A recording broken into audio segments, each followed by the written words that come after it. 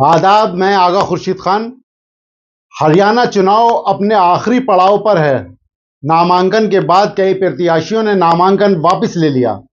Media में छपी खबरों के अनुसार राज्य में 190 उम्मीदवारों ने नामांकन वापस ले लिया है। नाम वापस लेने वालों में कई दल के बागी हैं। जिन लोगों ने टिकट वितरण के बाद बगावती रुख अपना लिया था, उसमें सिरसा विधानसभा सीट ऐसी है जहां बीजेपी प्रत्याशी रोहतास झांगड़ा ने अपना नामांकन वापस ले लिया है। रोहतास झांगड़ा ने मीडिया को बताया कि पार्टी के कहने पर ही उन्होंने पर्चा दाखिल किया था और पार्टी के कहने पर ही उन्होंने अपना नाम वापस ले लिया है। अंबाला की 2 विधानसभा सीटों को लेकर भी कुछ ऐसी ही स्थिति बनी हुई है। अंबाला शहर की सीट पर भाजपा ने यहां से 2 बार विधायक रहे असीम गोयल को तीसरी बार मैदान में उतारा है। गोयल नायाब सिंह सैनी के मंत्रिमंडल में पहली बार राज्य मंत्री भी बनाए गए हैं।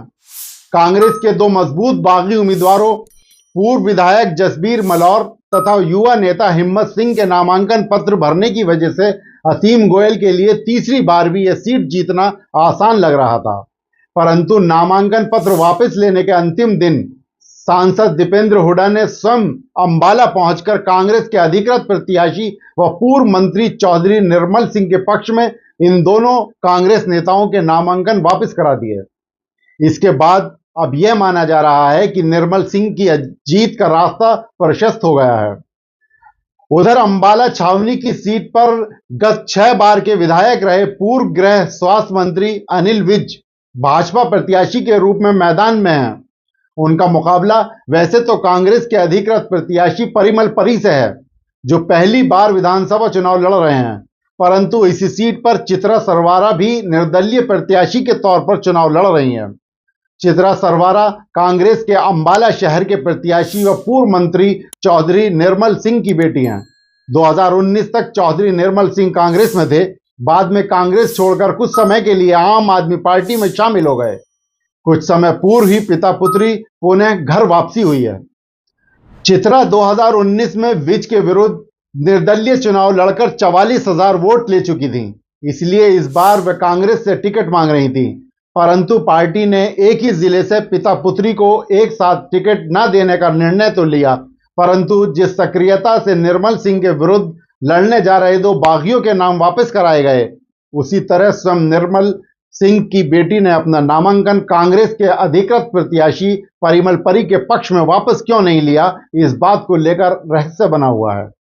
बहरहाल नामांकन वापस लेने के बाद अब 90 विधानसभा के लिए 5 अक्टूबर को होने वाले इस चुनाव में विभिन्न दलों के कुल 1031 प्रत्याशी अपना भाग्य आजमा रहे हैं। इस बीच प्रधानमंत्री नरेंद्र मोदी ने अपना हरियाणा चुनावी दौरा भी शुरू कर दिया है। गत दिनों मोदी जम्मू कश्मीर से एक चुनावी सभा संबोधित करने के बाद कुरुक्षेत्र की जन आशीर्वाद रैली में पहुंचे। यहां उनके भाषण में मुख्यतः कांग्रेस ही निशाने पर रही।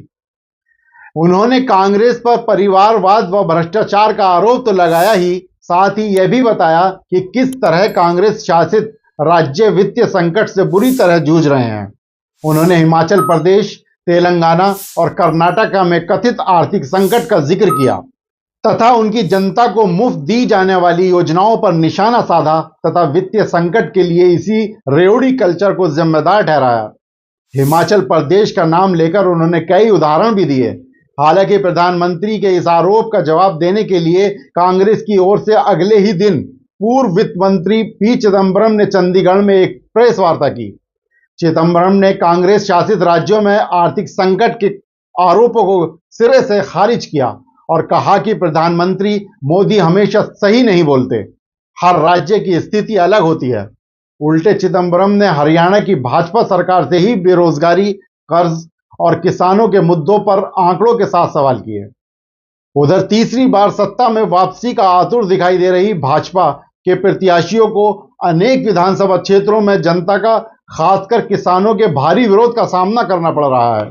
यहां तक कि मुख्यमंत्री नायब सिंह सैनी के पूर्व हल्के नारायणगढ़ के भाजपा प्रत्याशी को भी किसानों ने कुछ गांवों में घुसने नहीं दिया और नारेबाजी कर उन्हें वापस जाने के लिए मजबूर किया।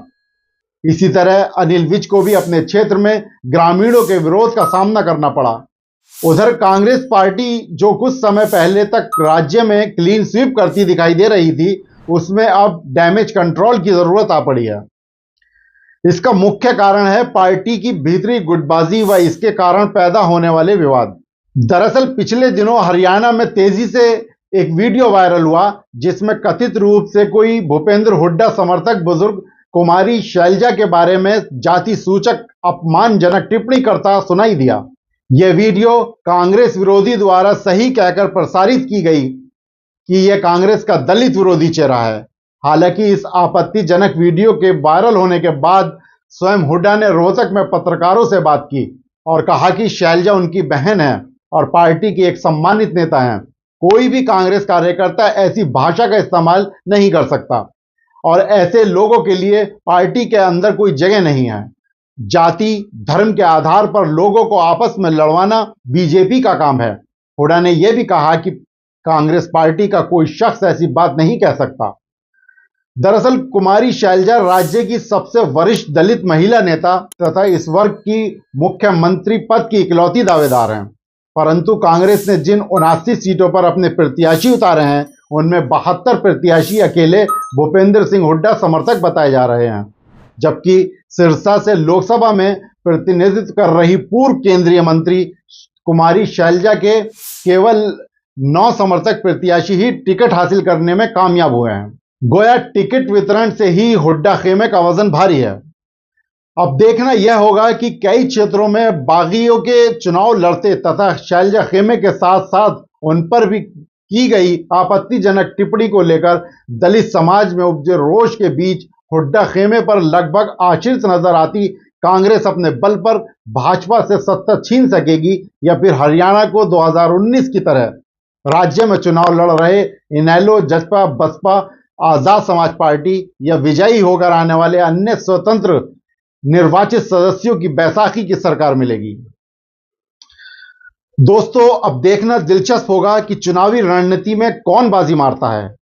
और ज्यादा जानकारी के लिए आप देखते रहें मुस्लिम टुडे। शुक्रिया।